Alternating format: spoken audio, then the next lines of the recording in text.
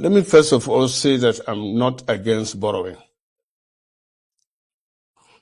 Even the greatest countries in the world, America, Japan, China, all are big borrowers.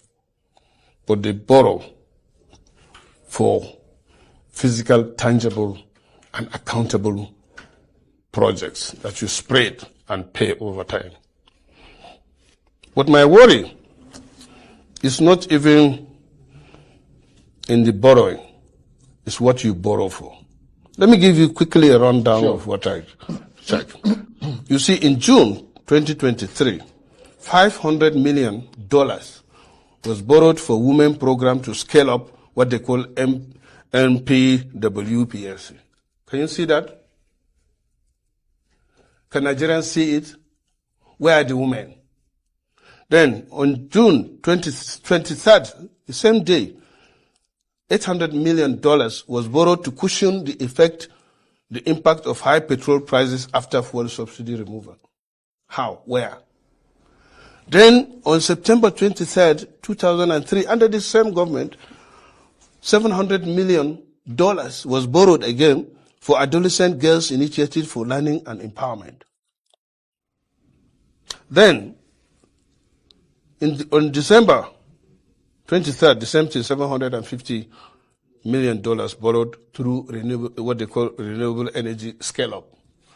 Then, June 2024, $1.5 billion was borrowed to support Nigeria's reform for economic stabilization to enable transformation.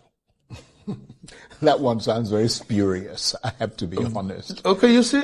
Then, in June 24th, $750 million again was borrowed for immediate financial and technical support for efforts to stabilize economy and to scale up support to the poor and most economically at risk. Then, on September... Well, they would argue, that particular one, that they've been making payments to a lot of poor people. Where are the poor people? Some of their cash transfers and things like that. Look, whenever you're doing something, if it is true, somebody will come out to say thank you. But are these loans, are they approved by the National Assembly? I mean, do they pass through your Senate? No, not to my knowledge. But as I said, when you total these borrowings, the figure I got here is about $9.45 billion, which translates to about 13 trillion.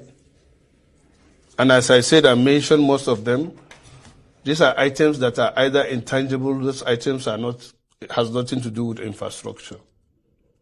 I would have supported, for example, that the country is borrowing even more than that to build our infrastructures, to build railway, right, to build our But you're roads. saying that these things that you're mentioning, yes, they're not tangible things. They are not that tangible you can hold on that you can hold on to. Right. And these are things that you pay in the next 40, 50 years. Yeah, that time we are gone, our children would... Are you going to tell my child, am I going to tell my child or grandchildren that we borrowed $700 million and we are paying in 20, 30 years for Adolescent Girls Initiative? Yeah, but you have to remember something, and that is the fact that human capital is an essential, in fact, some would argue the most essential part of development. That if you don't develop human capital, but let me tell you, then you're not actually going to go anywhere. Nigeria, fortunately, have enough human capital. Let me ask you this. Do you believe that you are acting in accordance with your best principles as a senator and a member of the ruling party by these whistleblowing actions that you're taking, and that you are preserving the rule of law in Nigeria? Yeah, right. But let me correct that. You see, I'm a bona fide member of APC. In fact, one of those that signed onto the initial formation of APC. And Nigeria is my country. Why does it appear to be only you, of the many senators in the National Assembly, including members of the opposition, who draws attention to these alleged excesses, does that suggest that all the others are complicit in these violations? No, that is not. I'm Muhammad Ali Ndume. God created me differently, and I'm going to account for my actions. If everything is to go the way I want, there would have been only one person in the Senate, and that's me. But that is not.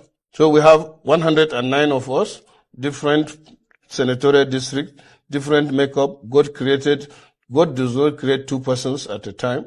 So I cannot speak, and I cannot say my colleagues, but let me tell you, I have the support of the people, including my colleagues. The only difference is that they can't come out and take the bullet the way I do. They don't have the guts. They don't have, not that they don't have the guts, but they're always thinking that something will come. No, not me.